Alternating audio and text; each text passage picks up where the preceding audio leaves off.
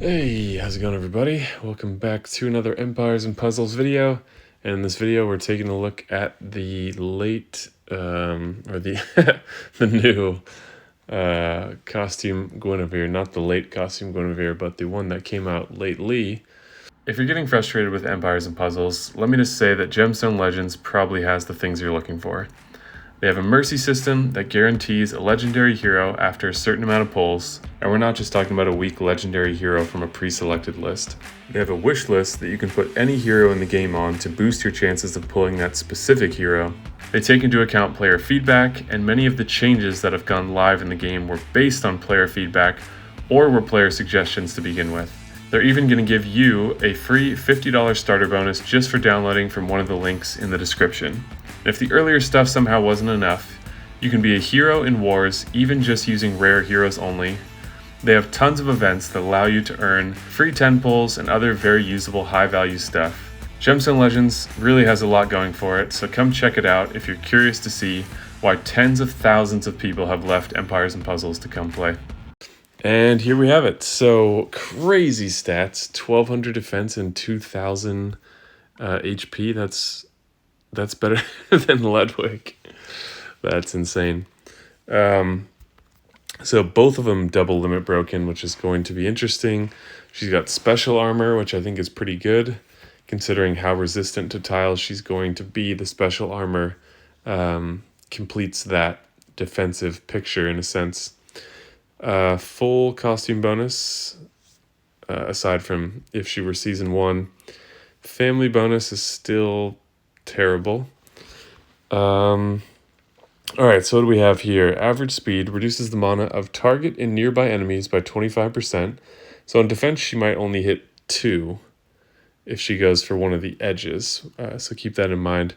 Recovers 40% health for all allies.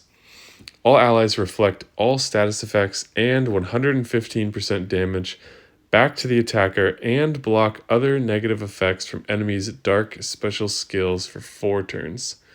So the first dark reflect in the game. So let's see, we have blue reflect with what's her name? Mitsuko. We have red reflect with Amos. We have yellow reflect with Ursina. We have purple reflect. So the only one we're missing is green. No, there's a green reflect with what's his name? Theobald. So I guess this completes the set. Some of those are definitely better. I think Theo's one of the worst ones just because he's slow speed, so if you can't really rely on that hero to fire. And if reflect is something you want to be able to rely on. Amos is also a slow speed, so we have Guinevere, Ursina, and Mitsuko all at average speed. So we're not going to go purple. Good to have taunt. Maybe I'll try this. See how it goes. What is that? 25% mana taken away. That's substantial. And then, interesting. I would not go for the double limit break. I don't think she's like amazing where you need to have her. She's pretty good. Purple reflect is nice. She has tank potential if people are running yellow tanks, but not exactly an exceptional hero in my opinion.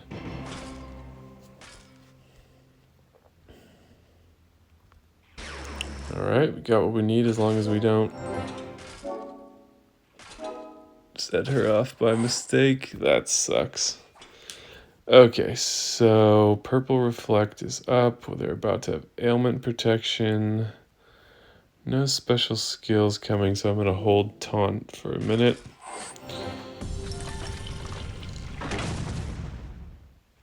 I forgot to look at what her heal was, but hopefully you guys saw it. Okay, taunt has worn off, so let's go.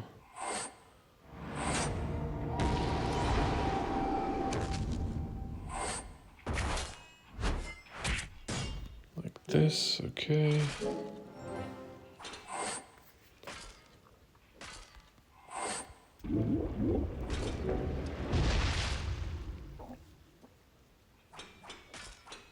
Trying to get Milena charged before Hathor. Is this the final turn of this as well? It is, so I think maybe better to set her off. Alright, here she goes again, healing. So yeah, with Hathor, the ailment thing is really annoying.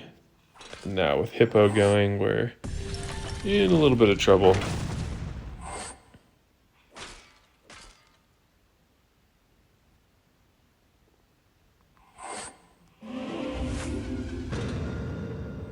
This board is not doing me any favors either.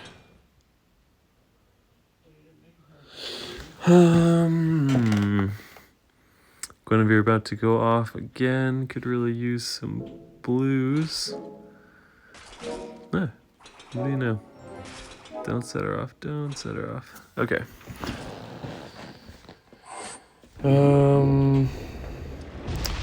So yeah, what do I think so far? I want to take a look at the heal again. Is she annoying? Certainly. Can you get around Purple Reflect? Easily, especially in war where you might see her most as a tank. It's not hard to just take a different color. I mean, most people can't field 6 purple teams anyways, so not that hard to work around. The mana cut is annoying, especially with the stats that she has. And she's definitely making it quite difficult to kill Ludwig here, so... I think I need to waste a turn, so let's do it like this.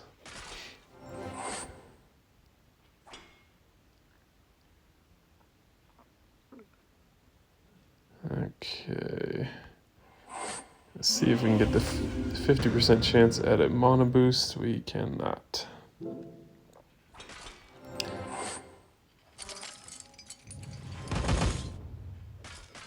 So, tough choices here. I think we gotta block Ludwig. But we're gonna take damage from Hippo and Hathor, which is not good, and I've got no healing going here, and they just keep healing, so this is gonna hurt. This seems to be the meta these days. Oh, and Mindless Attack sets off Hippo too. Damn. Yeah, this seems to be the meta these days, which is Hathor, Ludwig or Aramis, some kind of taunt or ailment block, and then just a lot of healing and someone like Hippo that's just putting down damage no matter what's happening. All right, let's try this again. Okay, that's a nice start. Wow. Quite a nice start. I can't tell if it's gonna set her off though. Let's give it a try. Oh, fuck. All right, so clearly one tile is not gonna be enough to... Oh, fuck. Goddamn double limit breaks.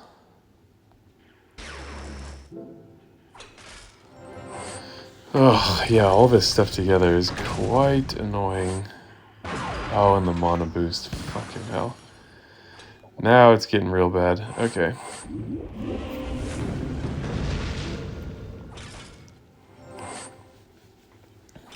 Okay. Well, he's the only one we can actually hit. So we'll hit him. This is a situation where there's a lot more happening here than just the hero that we're testing. This is a pretty meta defense for what we're seeing, raid defense. Hippo is cropping up a lot more. Hathor is cropping up a lot more. So there's more going on here than just the hero that we're testing. So keep that in mind. Don't look at this and go, damn, she's incredible. I need to get her. Not entirely the case. Fucking, I'm about to be dead here. Honestly, the big problem is Hippo. Hippo's the one that's putting all the pressure on because you can't block him with taunt. And then they're just healing. And so Hippo's a way for damage, or for healers to deal damage, and we're fucking dead here. So that is pretty oppressive because they're getting stronger while you're getting weaker. Typically, you had to have attackers dealing damage who are going to have weaker defensive stats, but Hippo is a way to have strong defensive stats and defensive characteristics but deal a lot of damage. And so Guinevere is certainly contributing to that, but it's the goddamn Hippo that's causing the problems for us. All right, I'm gonna go for something totally different here and see if that helps us.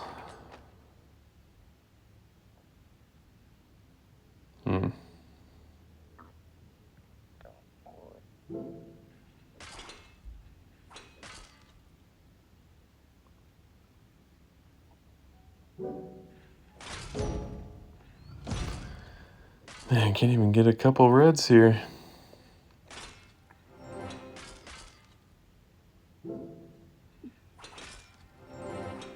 All right.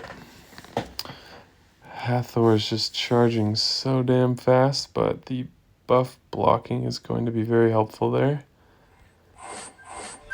We're going to get our tiles back right again, so we might as well use that heal. Just barely beat her with the taunt.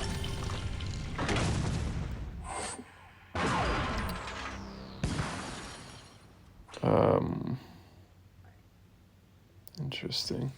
Just thinking that Hathor has the ability to charge up heroes who aren't charged, but they need to be to the right of her for that to work. You saw Guinevere gained mana afterwards, but she didn't fire because, yeah, it's like since they fire left to right, if mana's gained in the center, only the heroes who haven't fired after that. It doesn't cycle back around. They could change it at some point, who knows, but for now, that's the situation. They're just gonna fucking heal again. So there's no point in me dealing damage. She doesn't do boosted health, so in fact, I'm just gonna waste my hit if I use it now. So what we're gonna do is, with one turn left of can't get buffs, we're gonna set off the Hippo. So this gets blocked, and then we'll actually start on our offensive strategy. I think I'm gonna fire over here just to knock back Hathor a little bit. Hope we get a favorable cascade. Oh my god, Guinevere's a paladin too. She's a fucking tank. Okay.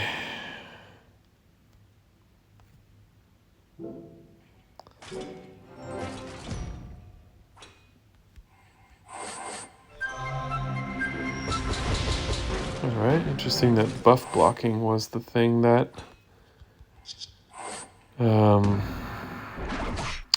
allowed this hit to be successful. I guess I should say very fast speed buff blocking. Can't underestimate Hypnos and his individual strengths in that category due to his speed and his power after the buff that he was given. All right, well, we got him on the third try. This is one where I think I leaned too much on just the color of team I was using, not purple. Might as well use yellow then.